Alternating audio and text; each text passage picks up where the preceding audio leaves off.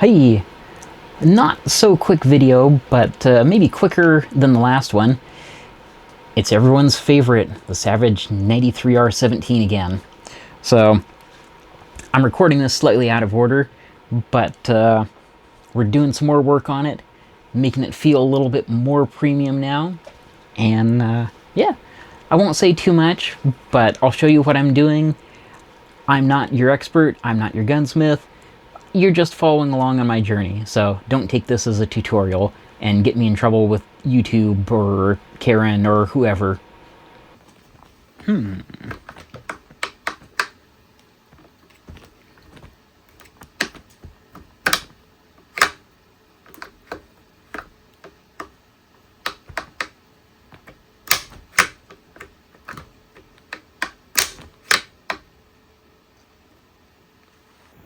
If we look right here, we're up above this notch. It's a little hard to see. Give it even more light. Watch right here. We're up above that notch.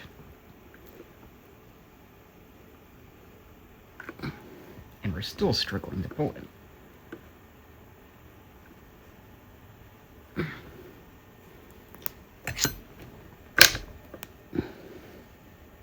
Why is that so hard? What is happening right at this point in the action? Because we can feel right here, super smooth, super smooth. But right there, we hit a wall. So again, we can see we're about halfway onto the charging handle here. And if we push firmly, we pop down past that. And then this is just that connection right there, I believe. See our movement here. Burp, burp. So, if you haven't seen before, pull the bolt back, double check you're empty, double check your magazine is out. There's no ammo, there's no bullets. Pull the blade, pull the trigger, slide the bolt out, hit yourself in the thumb with it. There's our bolt. So, let's set that down. Let's move this back a little. Yeah, make sure to spray that right in your eyes, too. It feels great. Oh, I don't know if you can see it very well. There's actually a tiny, tiny little sliver of my polishing compound still in there. Let's clean that out. Apparently that is not a moving surface. So, we're going to put some die-chem on the bottom here. Oh, it has been a long time since I've pulled this out. So, let's just see what we find. It is a shame I'm covering up all my nice polished surfaces from the prior video, but the die-chem is so thin, it won't change anything meaningful here.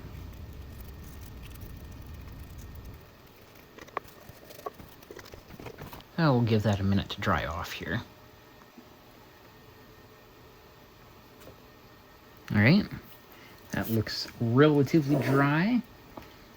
One trick you want to make sure you follow whenever you're reassembling one of these 93R17s, this slot right here needs to line up with this. So if you're looking down that way, those should line up like that. Otherwise, you will not get it back in the gun. We had quite an adventure when I was initially assembling this. Alright, so again, gun's clear, squeeze the trigger, slide in. So we can actually see a little bit of the die-chem there, but we're going to start with that motion. Trigger, get your hand out of the way, pull the bolt back out, and what do we see?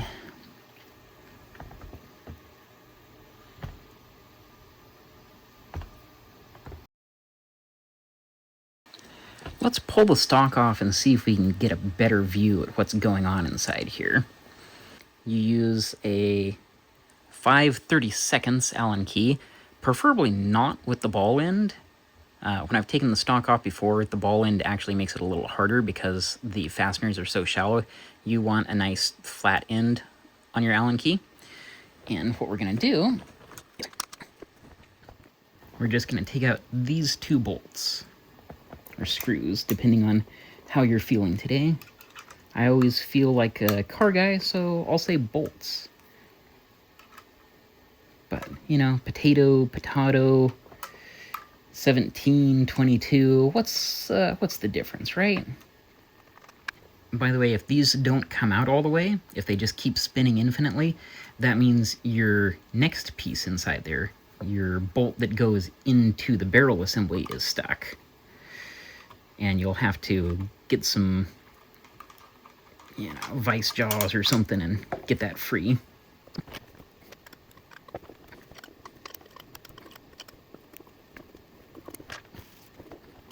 And you just carefully lift that out. So now we've got a little bit better view of what's going on in here. If we zoom in.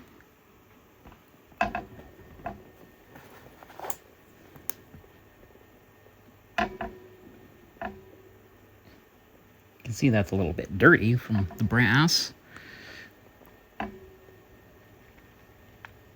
So let's actually pull off our trigger assembly. That's going to be these 2 fasteners here, I believe. And those are a 1/4 inch.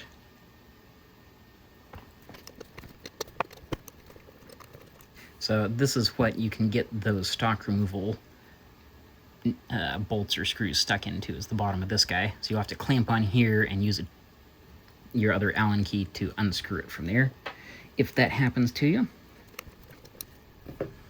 And then for funsies, here is your trigger assembly. So you can see right up in there how the blade moves out of the way for the safety, because otherwise it will engage on that surface above. You can see your safety move back and forth.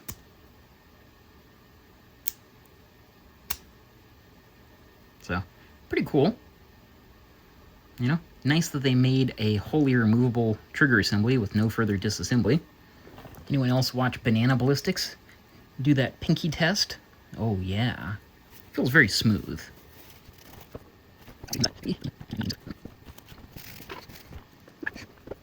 So, if we look down the length of our receiver here, this is our receiver, you can see there's no protrusions over here. So I don't think our issue is there. And if you want to take your Allen key and just carefully, smoothly check here, feel for anything. That all feels smooth all the way down to me. So I don't think the issue is in the receiver. So we'll put it aside very gently with the scope on there. So that brings us back to this trigger assembly. And if we look real carefully, we can see something's getting a little polished off or a little rough right here. Like I can catch my nail on that pretty easily. Oh yeah. Oh yeah, especially this direction. It's fairly sharp there. So that, I think, is going to need a little work.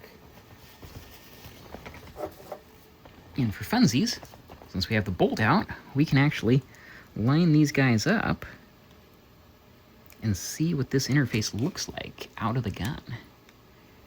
So, in our normal orientation, we're like this. So when we're pushing it forward there,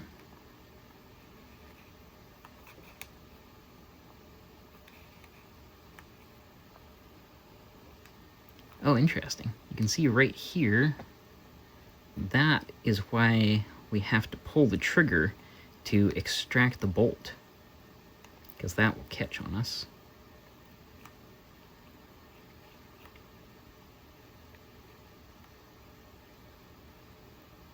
So apparently my scope mounts were a little loose anyway, so I just took it off, so it's much easier to wrangle this now. I did double check.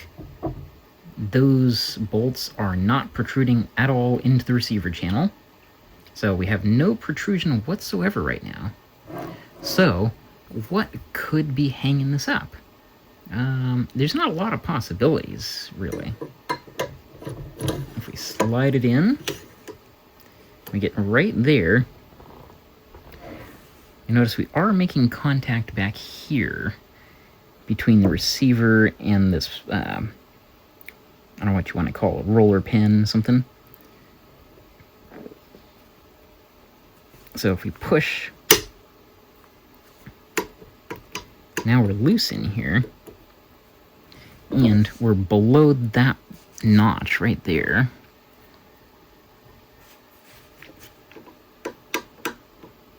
So that is now captivated by that notch. And if we rotate it past,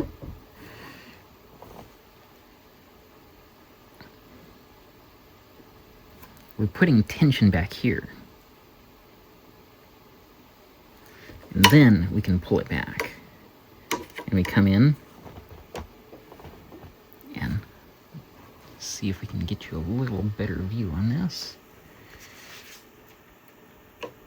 So imagine we're going forward. See right there, that pin is hitting that corner of our receiver.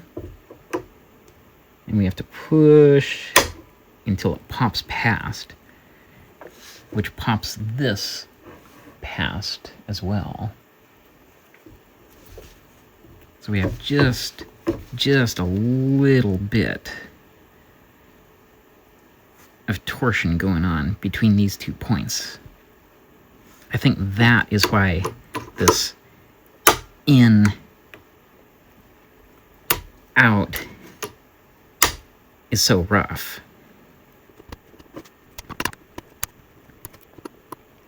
So, my thought is that we need to, as one commenter suggested, which I appreciate, radius this.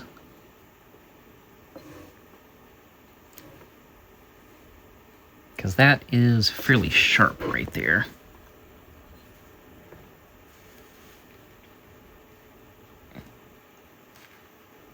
So let's try to radius that, and let's try to radius this edge right here.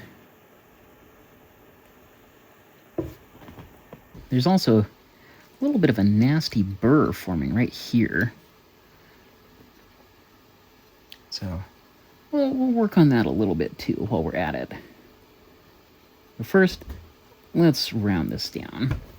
Now, since you were all complaining that I needed some better tools, I went and picked up, you know, the basic Otis gunsmith file set, and I bought some, as they say, cost-effective, we promise, gunsmithing stones. So we've got a bunch of different grits there. These do wear pretty quickly, so I'm going to try and bring us in close with this, and then we're gonna polish out with the grinding stones. And the cat would like to say hi as well. So, what we're gonna do,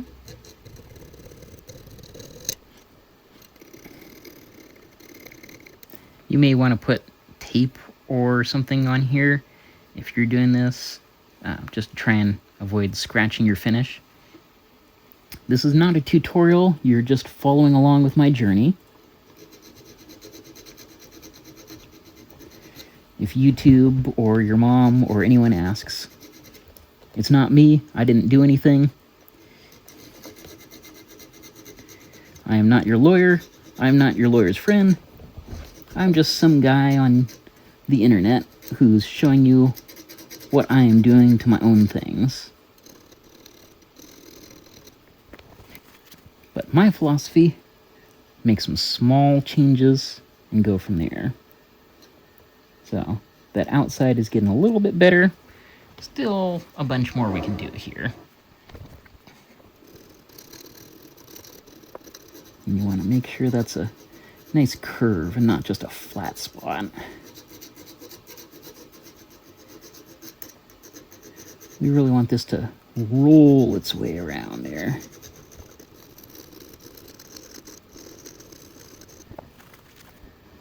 Oh yeah.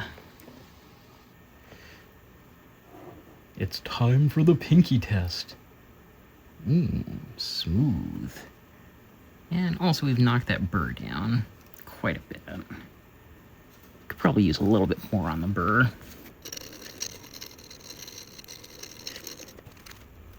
And remember, there are a bunch of metal shavings inside here, so do not just shove your bolt assembly back in until you've cleaned all of that out. But I'm going to do just a little bit more at the back edge here, right there. But you can see the shiny spot from the radius we've already put in here.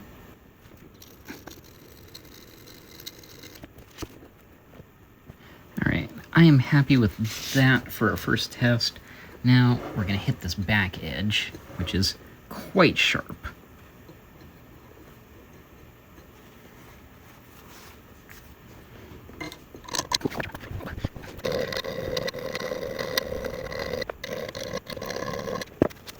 Oh yeah, you can see how that one was snagging my towel here even. We might want to do a little bit to the bottom side as well. I think our main interface issue is up here though.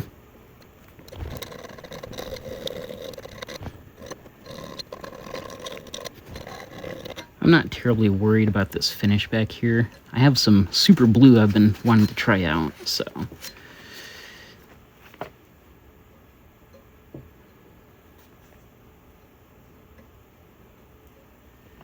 That feels quite a bit smoother already. I'd like to see a little bit more radius though.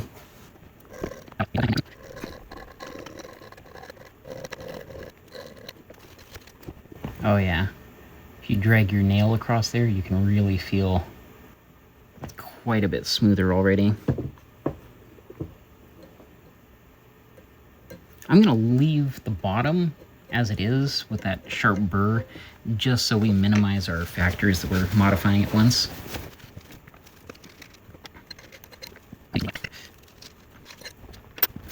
So we've wiped the metal shavings out. We've got this edge and this edge smoothed. So let's see how this feels.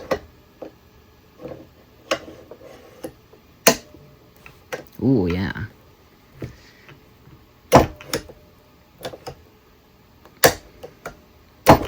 There's still quite a bit of resistance when we go in. We zoom in again. You see that interface right there? Pop.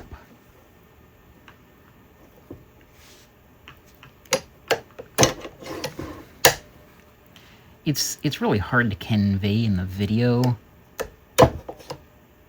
how different that feels, but trust me when I tell you, that feels quite a bit smoother going in and out.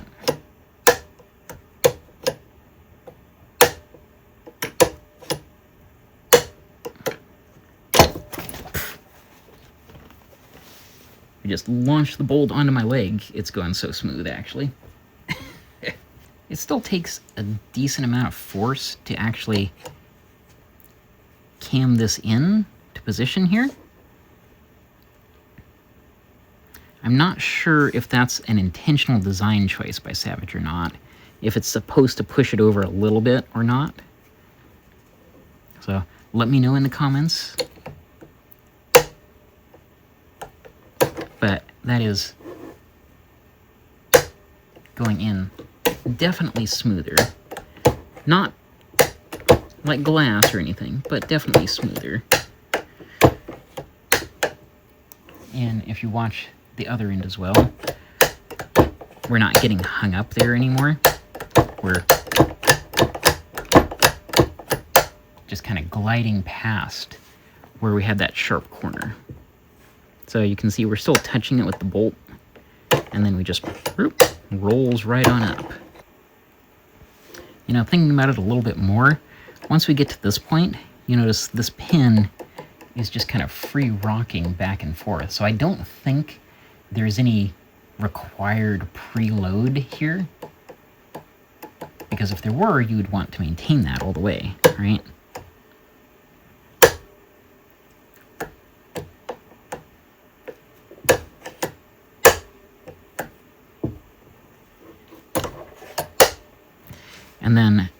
there's a gap here, if you can see through there. So when the charging handle comes down and comes back up, we maintain a gap through there. And that's not because I clearanced it, but by the nature of it right there, you can see there should be a gap. So I don't think either of those is supposed to be an interference. Maybe this is just something about the angle that they manufactured this one. Maybe the guy had a little yawn when he was manufacturing mine, and this guy happened to be just a little to the left instead of dead on aligned here, where they could just both go straight through this receiver slot. But before, I would have to definitely press up pretty hard with the charging handle to get it past that lip. And then, likewise, coming in, I had to push quite a bit harder than that to get it in. So what I think I'm going to do, I'm going to give it a little bit more relief on both of those. As my good, now deceased friend Rob said, you don't want to rebuild the angles when you're machining something, when you're grinding, when you're... He was talking about carporting. So if you're real happy with the radius you got, it's usually easier just to keep maintaining that and then push it in further. In this case, I feel like I want a bigger radius, so I'm not going to try too hard to maintain the exact one I had before. You know, I don't want to have to do a huge amount of re-angling to round it in. But I think I can go a bit more aggressive here. So you can see we've got quite a bit more radius already here. I really want to make it just glide into that receiver.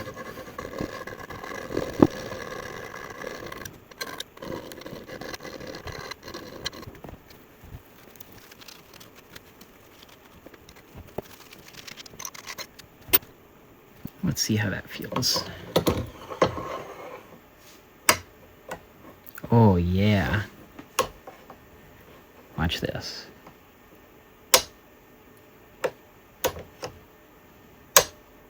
That is almost zero resistance going in now.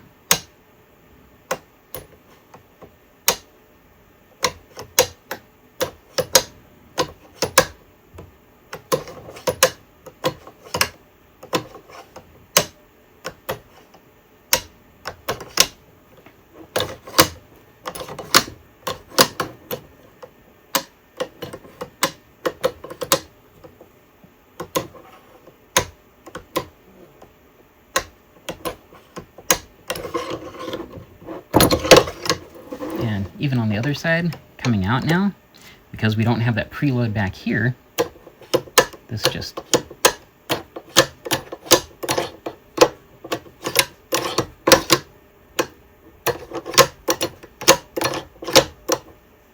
We're still catching a little bit, so I think I'm going to put a little more radius here, just to help guide that up.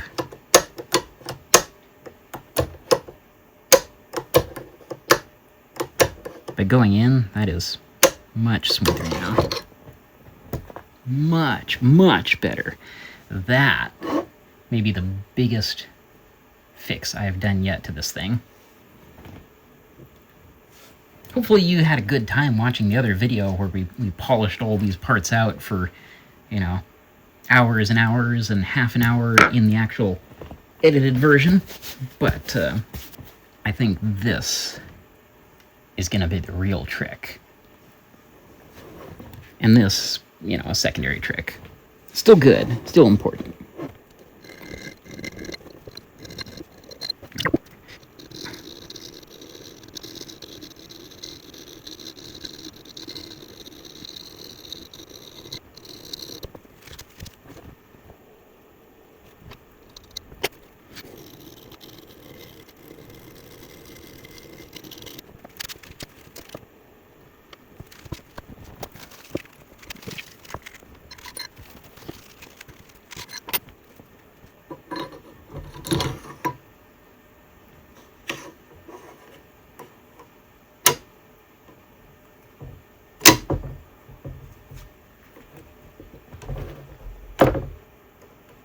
That one is still pretty stiff.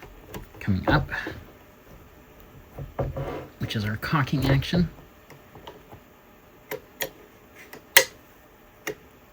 But that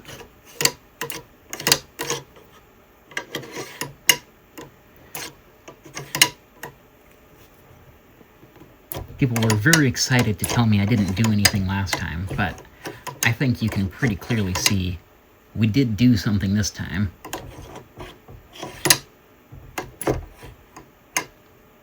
Bloop, bloop. That's beautiful.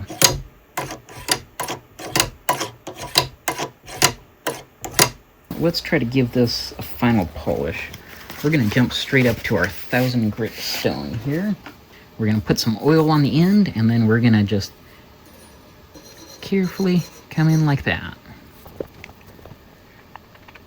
Use your favorite hoppies or whatever gun oil you have handy. The stones, I guess, are not too particular. Although don't get enough that it gets everywhere. That's just asking for a mess, huh? Jeez. Man, what a pro, right? I'm starting at 1000, which is probably a little fine, but I'm actually pretty impressed how smooth the finish is just from that file. Like, Otis really spec'd those well, I feel.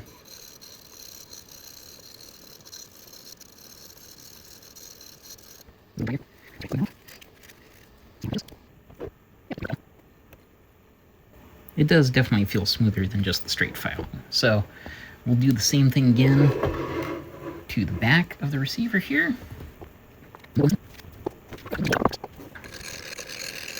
I'm not using a lot of pressure, just, you know, maybe putting a pound or so of pressure on there as I'm filing. Not a lot.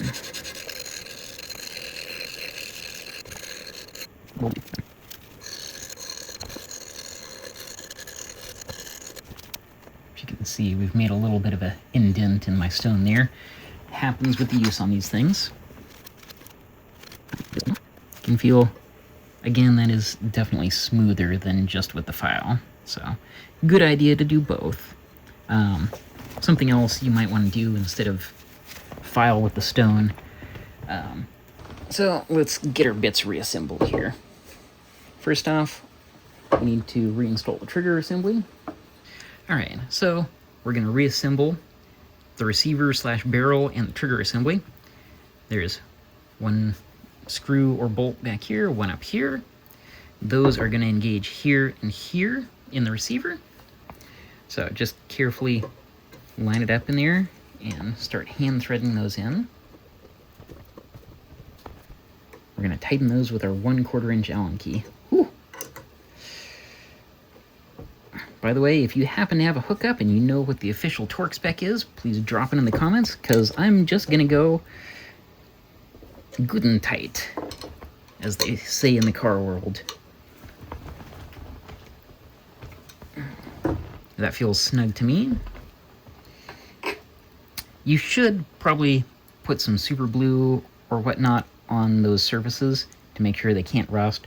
We're going to get everything nice and lubed up with some oil, so I'm not too worried about that for the moment. I'll come back and do that as a separate project.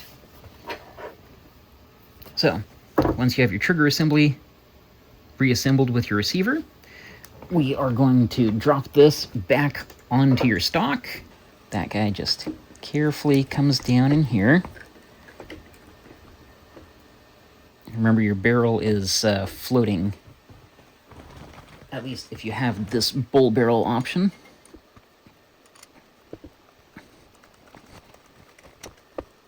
Try to hand thread in your stock screws.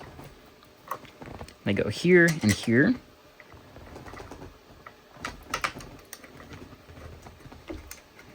Especially the rear one is easier to get started first. See, that started threading immediately, and the front one is still kind of finding its way. So once you have those started, get them in most of the way. Again, don't use the round tip on your Allen key, use the flat end if you got it. Like I said, these are short enough that you can't get a good bite in here. You can do the very loose, like finger tight, like that, but try to put any torque in and you're going to start tearing up your fastener. So, flat end it is, as slow as it is. Go back and forth between them. You want to torque this down evenly.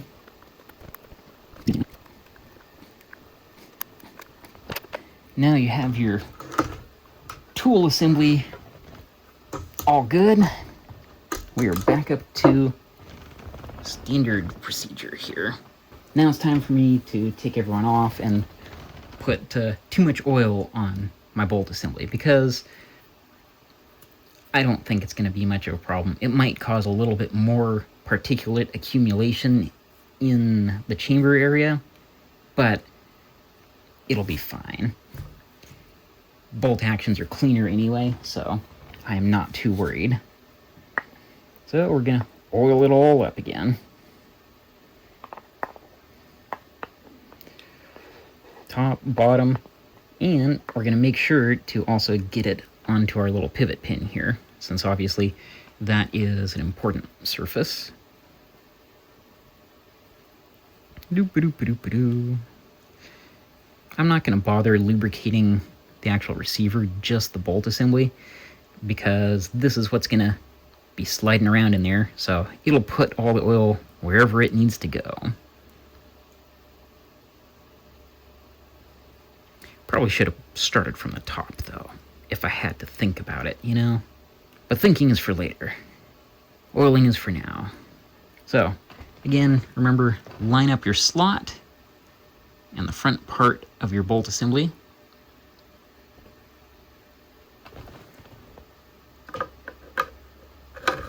Set it partway in and then wipe off some of the oil from your hands. Pull your trigger, pop.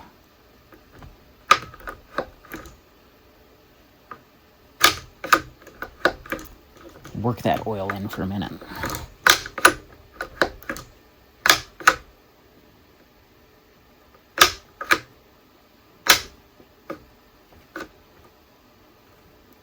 That just glides in.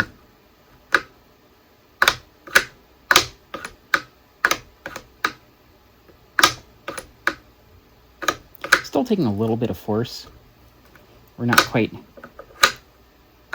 Well, I guess we are. Oh, because I'm still trying to put upward force on here. If I just pull back, it just goes.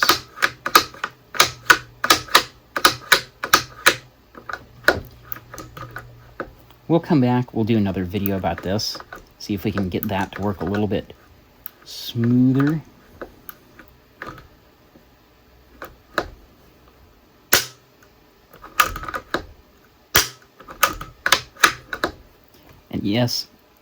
And yes, the manual does say these are safe to drive fire, even though it's rim fire, so. Maybe Savage is wrong, but that's what they say, so I'm gonna go with it. We could never do this before.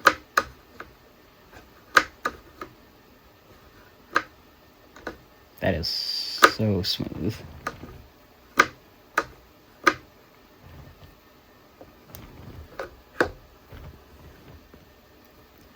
And, you know, I'm going to take a little oil and I'm going to put it on those surfaces just to make sure.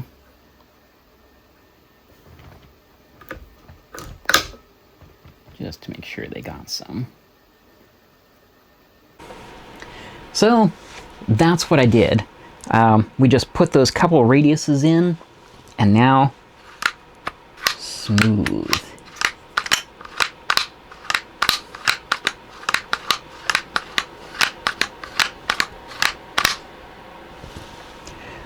There's still other things to fix, like that action, the cocking action, is still a little chunky.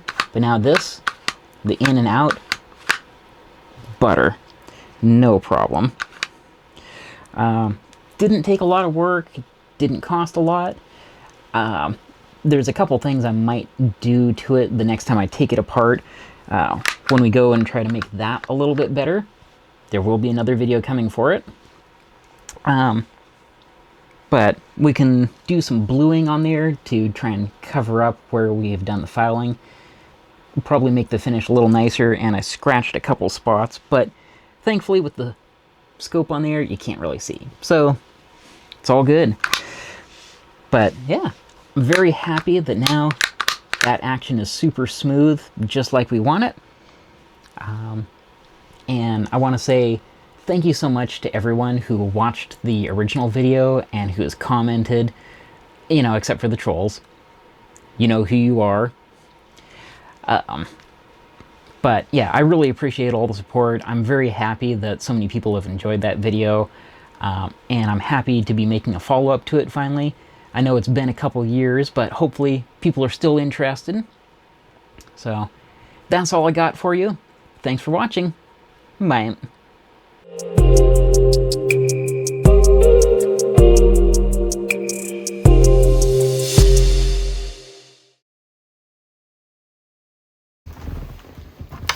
Oh. Drop your lamp on yourself.